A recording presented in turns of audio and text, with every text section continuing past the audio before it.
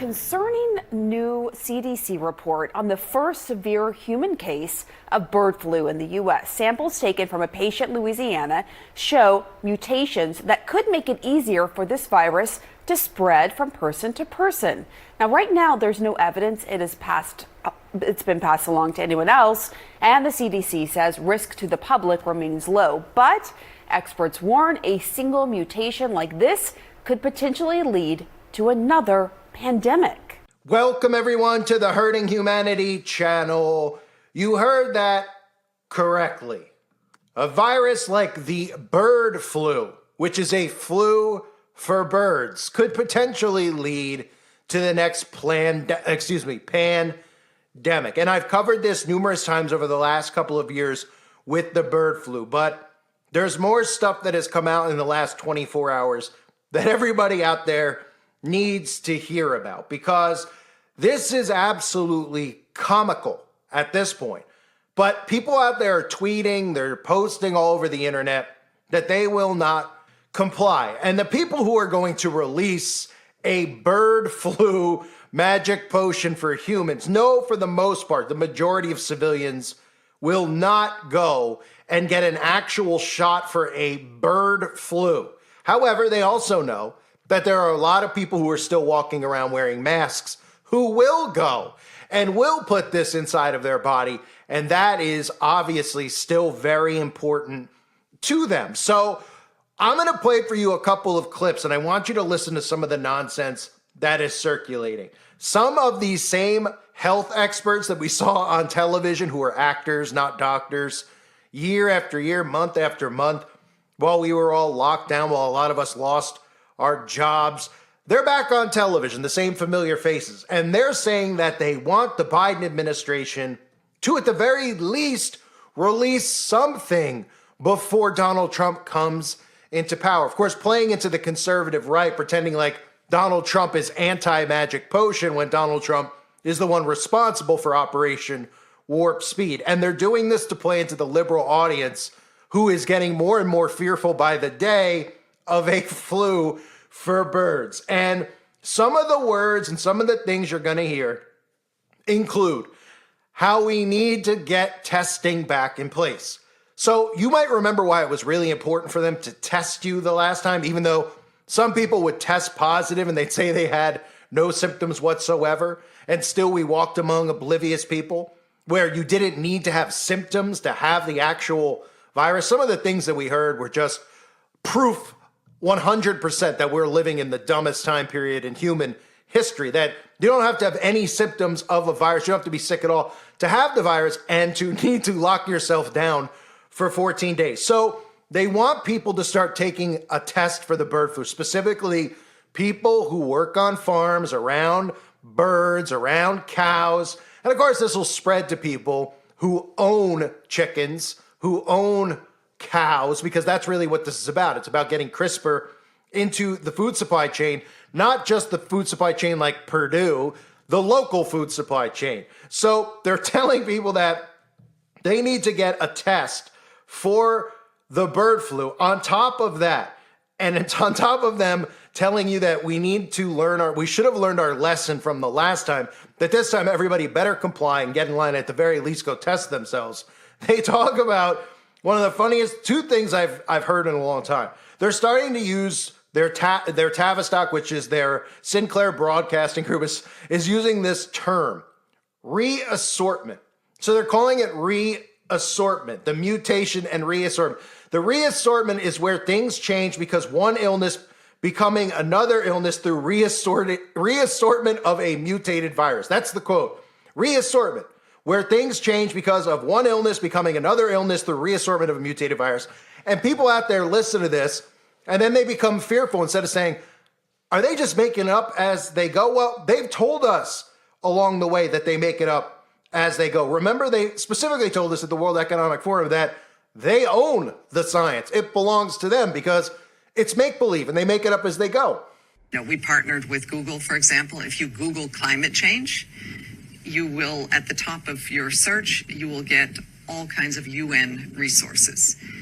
we started this partnership when we were shocked to see that when we Googled climate change, we were getting incredibly distorted information right at the top. So we're becoming much more proactive. We own the science, and we think that the world, should know it. And we own the science, and we think that the world, should know it. And we own the science. So I'm going to play for you these clips and listen closely to what they say about reassortment and mutation. The real mutation that's going on right now is the mutation of the brain, of course. It is a brain psychosis mutation that we're seeing. And by that, I mean people are literally in a psychosis. You see it around you. People comment all the time on my channel, and they say things along the lines whenever these topics come up of, even though they have family members who didn't go and get the potion, everybody's behavior has changed. That people are nervous when they're at a store and somebody coughs, no matter if they're potioned or not. And that is exactly what this was to do. In addition to that, what have we seen since then? More and more people dependent on technology. Older generations of people who had never in the million years Zoom called are actually now preferring to spend their Christmas solstice or their birthdays away from their family members and do it over a Zoom call. And of course, that was all done by design as well. Here are two news clips where they're literally talking about animal flu and human flu mutating. And it's called something that they're now referring to as reassortment. In addition to that, they're begging the Biden administration to release and approve something. So even if it isn't the safest thing in the world, just something so people could go get in their body. Because, of course, if you get a bird flu, I couldn't imagine the damage of a combination of bird flu and human flu. You might actually have a couple boogers running out your nose. So you might as well get that old graphene oxide, inside your body. Here is what they're airing on national news, CNN propaganda, as well as CBS. And the faces, while hideous, may look familiar. So we have rising flu cases. And now we have still zoonotic events coming. So now you've set up for potentially a farm worker getting H5N1, also getting the current flu strain, and reassorting in that individual. To me, that's almost a bigger threat to these mutations happening in individuals over time. When you say reassorting in that person, what does that mean? Okay, so the H5 virus, which doesn't adapt too well to our upper respiratory tract and is preventing us from getting infected, but it's affecting cows and pigs and cats and dogs. So our flu, which has the binding sites for us, for our nasal passages. Viruses are very specific, and so they're very animal or human specific. Now we have human flu circulating. At the same time, we have this zoonotic flu circulating. And the zoonotic is for our the viewers H5, again, the bird flu, yes. Okay. So we have the animal flu, let's call it the animal flu, and now we have human flu co-circulating. And at any time, someone could get both of those unknowingly. Bird flu. Is this report out of Louisiana worrisome? And if so, why? Well, it's one more sign that the drumbeat of bird flu coming closer to humans is becoming a major threat. So we've already seen this year that there have been a number of mammalian species close to humans that now have bird flu outbreaks. We have outbreaks in poultry in all 50 states. 16 states have outbreaks in cattle. In California, in the last 30 days, there have been more than 300 herds that tested positive. And now we have 66 cases of bird flu in humans. And this is almost certainly a significant undercount because we have not been doing nearly enough testing, so we really don't know the extent of bird flu that's out there in humans. But this particular case, it's someone who is severely ill, but not only that, researchers have isolated the virus in this individual who is sick in Louisiana, and they found that this particular strain of the virus appears to have acquired mutations that make it more likely to bind to airway receptors. Bird flu has been around for a long time. About 30 years. Yeah, exactly. But it hasn't been a major issue in humans because while it spreads among birds, it hasn't really spread among mammals. But now there is this mutation. And there's another concern now major too, which is that we're in flu season. And it's possible that a single person could have bird flu and seasonal flu at the same time. Something called reassortment. That's right. Where things change because of one illness becoming another illness through reassortment of a mutated virus. That's right. And so the viruses could exchange genes. You could develop a new hybrid virus. And if you now have a virus that's more contagious and causes more severe disease, that's when it becomes a major threat to humankind. What should be happening in the Biden administration right now that isn't going on? Yeah, there are two main things that they should be doing in the days that they have left. The first is to get testing out there. I feel like we should have learned our lesson from COVID that just because we aren't testing, it doesn't mean that the virus isn't there. It just means that we aren't looking for it. We should be having rapid tests, home tests available to all farm workers, to their families, for the clinicians taking care of them so that we aren't waiting for public labs and CDC labs to tell us what's bird flu or not. And the second very important thing is this is not like the beginning of COVID where we were dealing with a new virus, we didn't have a vaccine. There actually is a vaccine developed already against H5N1. The Biden administration has contracted with manufacturers to make almost 5 million doses of the vaccine. However, they have not asked the FDA to authorize the vaccine. There's research done on it. They could get this authorized now and also get the vaccine out and to farm workers and to vulnerable people. I think that's the right approach because we don't know what the Trump administration is going to be doing around bird flu. If they have people coming in with anti-vaccine stances, could they hold up vaccine authorization? If they don't want to know how much bird flu is out there, could they withhold testing?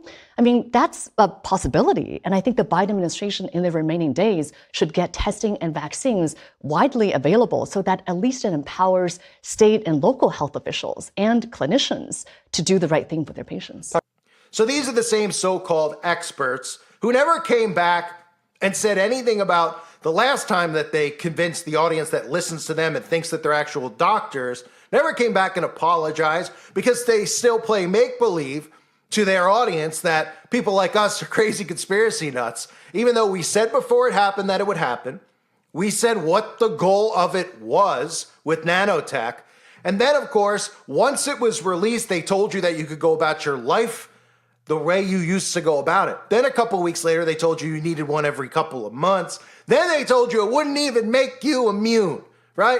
And still, these people take their experts at their word. In fact, what we're seeing with this psychosis, which is getting worse and worse every single day, really, is that the more people like us exist, the more that we do videos talking about what they're trying to do and pushing against it, it actually makes people who laugh at the notion of conspiracies and the things we're talking, it actually makes them want to go and get it, just to be spiteful.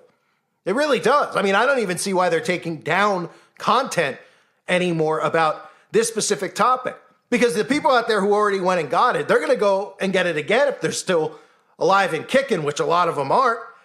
And the fact that we're already talking about it once again is going to make them want to line up and go get it once again, just to spite people like me and you or prove us wrong is really the psychosis they're in when they actually think that they're proving anyone wrong.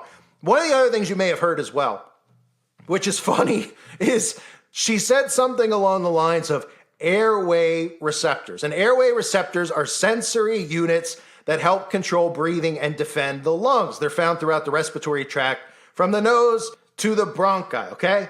That's important to note because you know what else can really affect airway receptors? Radiation exposure. That's right, radiation exposure. Now, what I constantly try to tell people out there is, would you want to be exposed to radiation? They say, well, of course I wouldn't want to be exposed to radiation. You know, when you go to the dentist's office, or if you go and get an x-ray, maybe you broke a bone, a hip, a leg, you need to get a scan. You know, they put that huge, heavy thing on you. Let's just use the dentist, for example, right?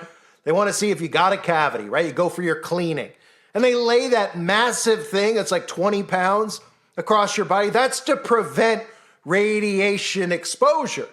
You see, and the majority of people who go to the dentist, they're not refusing to have that thing laid on them because they say, well, it's dangerous. I don't want to get radiation exposure. But the problem is that these people don't hear the news telling them about the radiation exposure they're getting on a day in and day out basis from their cell phones, from their smart televisions, from the smart meters they're putting on their home, and of course those gigantic towers that the government was so nervous at first that you might notice that they tried to disguise them as trees. You know, those giant 5G towers that are out there? Yeah, you see, that can also cause significant problems to your airway receptors. It's radiation exposure. It has very bad effects on the respiratory system. Of course, these things all happen to go up, as crazy as it sounds, around the time period everybody started getting locked down. So if you could correlate where I'm coming from, well, I think you kind of understand, right? Think about that. Now, the problem again with the 5G is that what they tell us is that, well, 5G does use radio frequency. It's electromagnetic energy, and it is a form of radiation. However, nothing has been proven yet that you can get sick from 5G, as if they're ever going to come out and say, you know what?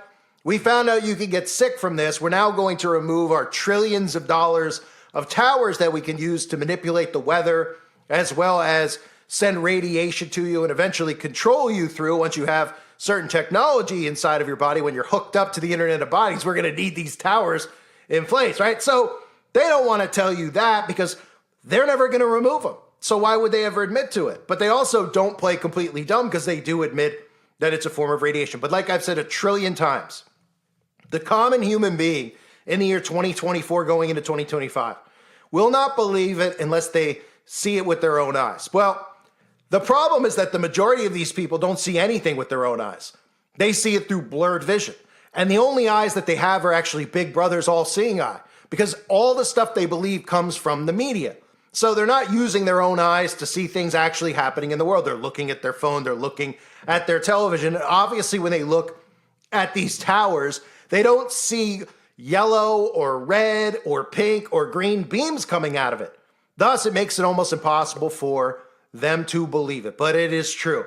And they don't hide the fact that 5G uses radio frequency, that it is a form of radiation. What they hide is the dangers of it because they're never going to admit it. They're never going to admit that it causes cancer. They're never going to admit that it's killing people's immune systems. They're never going to admit anything that the real goal is with it. They just tell you because they know the majority of people are dumb enough that these towers are so that you can download your Backstreet Boys song faster than you used to be able to. You can get that new Taylor Swift Demonic Spew downloaded 10 seconds faster than before. But the truth is that nobody notices download speeds being any faster at all. They don't notice anything. So as they continue to push with the bird flu, we'll see if they actually come out and release one where, of course, this isn't going to be a mandatory thing.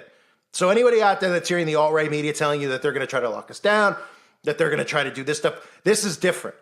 What they will do is they will get the same people who went and got it last time to go and get it again, which is what they need them to continually take this inside their bodies to hook them up. So they'll go. They'll be convinced if they get scared enough to go. This is really about getting regulation in place so that they could put CRISPR in the food supply chain of local farms. That's what it's about. They want to gene edit your chickens, my chickens, your local farmers' chickens and eggs. Why? Because it's transferable through CRISPR. So in other words, they can stick it in the Purdue chicken and you could say, I'm not going to get the Purdue chicken. It's garbage chicken. It's GMO chicken. It's not even real. I'm going to get it from my local farmer or from my own backyard. But once they get laws in place and they continue the propaganda with this, they're going to show up at your door like they did for Peanut the squirrel. And they're going to tell you that if you want to keep your chickens, they have to have this inside of their body because they're a health risk to everybody around them. You can't sit there and say, well, it's my property, I'm going to keep it. They're going to say it's a health risk to others. It can spread through the air to your next door neighbor's dog or to your next door neighbor's wife. And then you're going to say, well, I don't want to do it. And they're going to say, well, we're going to euthanize your chickens then. It's one or the other. And thus they'll have it completely in the food supply chain, which is what the goal is, to get this inside of our food, inside of us, however they possibly can. And it's funny that, you know, when you think about all this stuff, they're talking about the bird flu test, right? In those clips that I played. Did anybody out there know you could go and buy a bird flu test? I mean, this shows you how ridiculous this is. We're talking about a flu. You can't even get a flu test for humans, can you? Right? It's called what? A thermometer? You got a cold, you take your temperature to see how high if you got a fever or not. Is that what we would call it for a human flu? Because I never went and saw that there were swabs to stick up your butt crack or down your throat or up your nose between your blood-brain barrier to find out if you had the flu or not. Usually their temperature would tell you if you had the flu or not, right? Feel real hot, put a cold compress on, okay? But now, this is how far we've gone. There are actual bird flu tests that people themselves can take. And how convenient that the bird flu test the human can take also happens to come in the form of a swab that you can stick up your nose. You can't make it up. And I say you can't make it up, not because of how much they push and how desperate they are to do this. The fact that society as a whole has become so politicized that, if it's your political party, you're on board with what they say, right? Everybody forgives and forgets Donald Trump with Operation Warp Speed. And then the other side lives in such a psychosis that literally if you sneeze out in public, these people will stare at you like you just, punch somebody in the throat. I mean, that's how afraid they are of getting a runny nose or a cold, thus also believing in germ theory, which is another topic for another day. But they want people, at the very least, to learn from the last time. And if they're not going to release the shots for everybody and they're not going to willingly get it, at the very least, could you get the nano in you with your swab, is what they're saying? Could you go to your CVS and get a bird flu swab for you as a human being to take and shove up your nose? I mean, really, you cannot make this stuff up. We'll continue to monitor it. The key word to remember that you're going to hear quietly over however long this continues, but go on for a couple of years, is CRISPR, CRISPR, CRISPR. Because while most people are staring and looking for them to say, all the humans better go to their pharmacy and better go get one for free, they're really thinking more in terms of the food supply and getting it in the food supply. They want full control. I thank everybody for being here. I hope you're all doing well. God bless you and your families, as always.